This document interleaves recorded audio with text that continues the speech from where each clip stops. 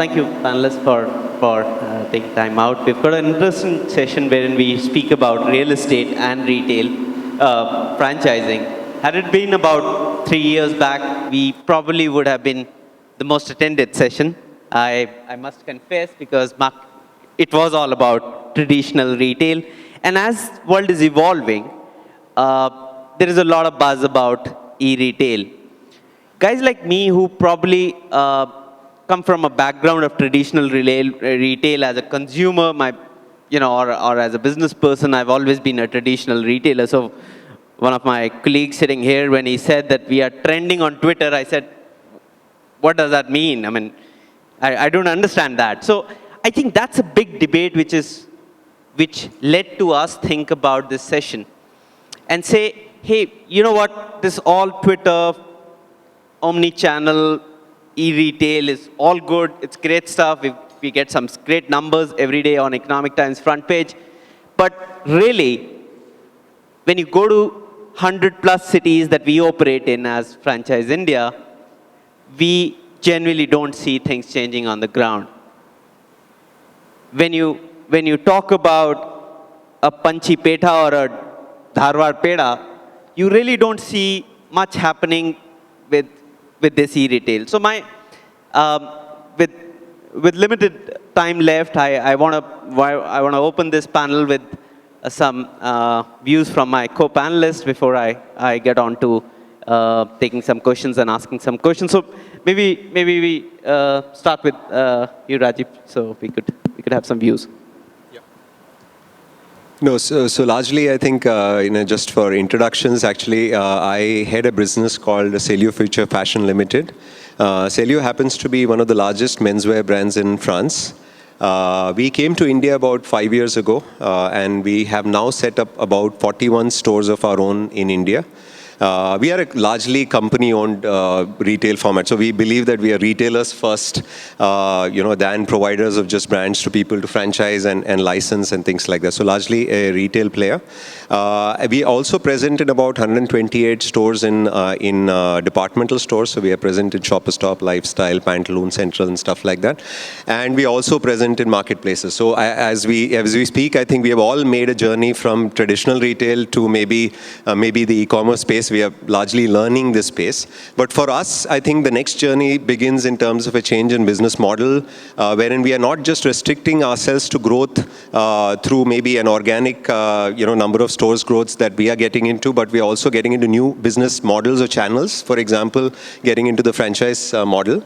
So for me, I'm a student of franchise at this moment. So for me, sitting next to people around who know franchise for a long period of time, for me, franchise is a new business. We have to learn a lot. In fact, one of the themes of the panel discussion is about how franchise is evolving in this new age. So obviously, while I'm contributing, I'm also learning in this process. And also, of course, distribution as a channel, because we believe the fact that India is such a large market today that to ignore regional retailers in our expansion is, I think, a folly, because to reach hundreds and hundreds of stores in India like what you do in the Western world is not that easy, because the retail infrastructure doesn't exist. So we expect a lot of partnership with players in the market who've been in franchise business, or new age entrepreneurs who are wanting to get into franchise. We'd like to partner with them, and of course work with regional retailers. So I think for us, it's a new journey that we are taking. So e-commerce on one side and the traditional franchise business on the other. So I think that's the journey that we're really taking at this moment in time. So very, very interesting. Preeti represents CEO for NMR, so wanted to have your views on it. So let me just give you a brief background of lingerie. So unlike women's western wear, which probably, the business just took off about 5-7 years back, lingerie is actually at that point today. Even today, it is just about starting to take off when you actually look at the market, because most of the consumers are still buying from MBOs. They are buying from somebody standing behind a counter deciding what you want to buy, what can you get, what cannot be shown to you. And also from department stores where, as we were discussing earlier, there's still a wall in between lingerie. So they try and hide it, they try and make it look small, not make it look experiential at all. So coming from this challenge, what is important is that the retail has to actually show to the woman that, listen, this is what lingerie can do for you. If you just wear the right product, consumers, as I was sharing earlier with someone as well, 80% of Indian women wear the wrong bra size. They don't know what the size is. And unless we take the leadership position and say that, yes, our stores can help you in understanding your size, understanding what wearing the right product can do to you, it will really not go a long distance.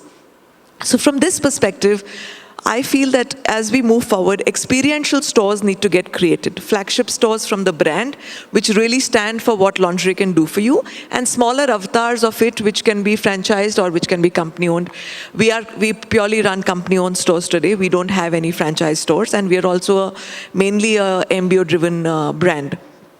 So from another point which we were discussing in terms of e-retailing, actually e-retailing is benefiting lingerie more than anything else, because at least the woman can go in her own private space, can experience lingerie, can see what the line looks like, can try it out, can return. So there are just so many things, and once she gets used to what the right product can do to her, how innerwear can be more exciting than just one innerwear, I think the business will really develop and will really take off. So that's the view that I have in lingerie. And Thank you, Preeti. I'm going to come to Mohit as last. I'm going to take Srinivas' view on franchising, and you also play a very important role on licensing bit. And you were telling me that e-retail is not taken off so well with you. I'm Srinivas from Green Gold. I'm Srinivas from Green Gold Animation, more popularly known as the Chota Bheem company. We are a core animation company. We have a lot of animation properties. We have created about 9 different TV shows. And of course, Chota Bheem has been the most popular one. We had other shows like Mighty Raju and Arjun, which are on air. From a character, developing a character and developing licensing around it and merchandise around it, it's been a very good learning for us as a company. And Chota Bheem has gone on to become one of the biggest brands, especially in the kids segment. And over a period of time, we've been one of the top licensors in the industry. And we have also started our own retail stores. We have about 28 stores, one in a flagship store in Mumbai airport. The stores, the idea of the theme of the stores is to get a complete Chota Bheem experience and have all merchandise of the character you can buy under one roof. We are on e-commerce, e-retail also. But the percentage of sales that we get from e-retail is not as much compared to our experience stores. So I think the whole idea in our stores is that we want to give a kid who walks into the store the feel of Chota Bheem and how it is inside to be some sort of a fantasy and have some events around, some games around, and all that is added to our sales in our stores. So with that, I pass it back to Sachin. Thanks, Srinivas. Mohit, I'm going to take the final views from you. Essentially, when you look at brick and mortar retail, all this while we've been hearing about location. So how's location changing with all the new scenario which is coming, and how e-retail is actually making it look different this time? See, basically, the e-retail is taking up, and the real-time retail has to gear up. There are certain points what we need to really work on. The one is the experiential marketing, where still people go back to the stores to experience, but the experience has to be enhanced to a level. I'll tell, probably quote that retail has to get married to hospitality. The experience has to, the wow factor has to come immediately. The second, what I think is we need to work on the loyalty programs where people come back again and again, because the loyalty means you gain something, and whenever there is a gain and you have a good experience, it makes a good combination of people to come back. And the foremost thing what we are looking at last 5-6 years, whenever the mall is there, we feel that there has to be an entertainment which has to be attached, which is a success mantra. But entertainment is also not that simple these days, because probably if I say, when was the last we heard that the child is saying I am getting bored? I don't think so. He's never getting bored because he has an entertainment in his hand. So if you want to pull him out of the house and you have to show him the entertainment has to be something very different, which is very classic, new, for which he moves out, and that is how we can increase the footfall in our mall. The same, we come from the background where we're doing a mall at Greater Noida, and we have thought some ideas which are out of the box and created some of the entertainment which are not present in India. So I can show you a AV if you want, a small clip, please.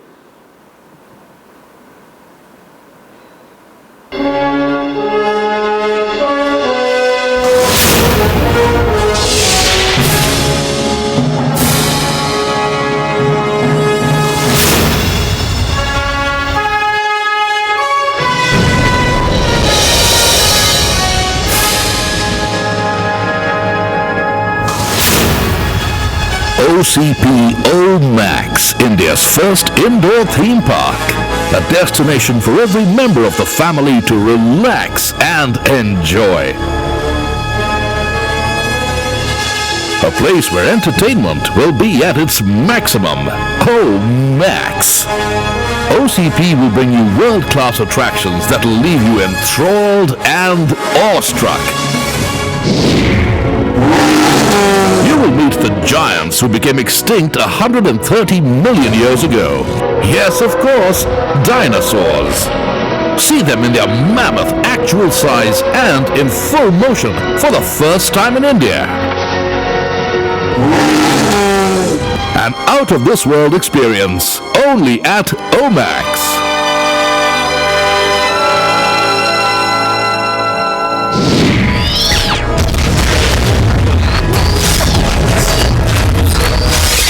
We all love superheroes like Spider-Man, Batman, Hulk, and the Transformers.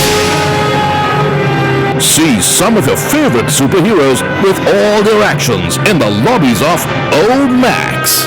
See you at OCP OMAX. How often do you get a chance to take your kids to the jungle and experience the wildlife? At OCP, you can wander through an indoor jungle, complete with waterfalls and a host of wild animals like lions, tigers, elephants, snakes, and many more without any fear.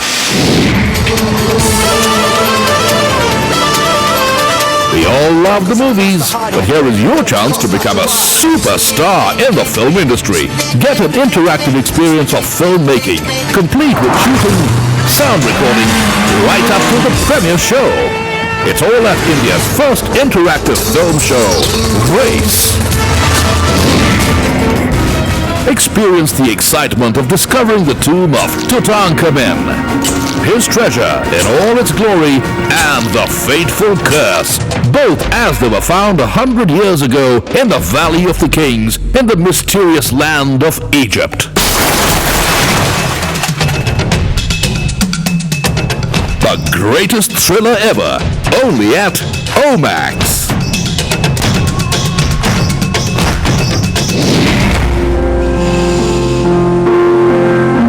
The world's best ship, claimed as unsinkable, but which sank on the 4th day of its maiden journey, now lies 12,000 feet below the surface of the Atlantic Ocean. Visit the sunken Titanic only at OMAX. Here, at the bottom of the sea, the captain of the ship will welcome you himself and will give you a guided tour of the entire ship. The delicious world of chocolates revealed for the first time at Omax. Get to know all about the origin of chocolate. Come, wander in the great chocolate factory.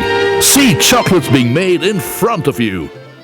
So basically, these are some themes which are coming up with this. I will not disclose the entire stuff, but just imagine whoever we are sitting over here, we've never experienced Titanic, and if I tell you that I'll take you inside the Titanic and I'll show you how originally its first class, second class, and third class rooms used to look, and you can experience that. You can look at the the bridge view, you can look at the same dining hall, which was actually there in Titanic. So that type of experience is what people are looking at.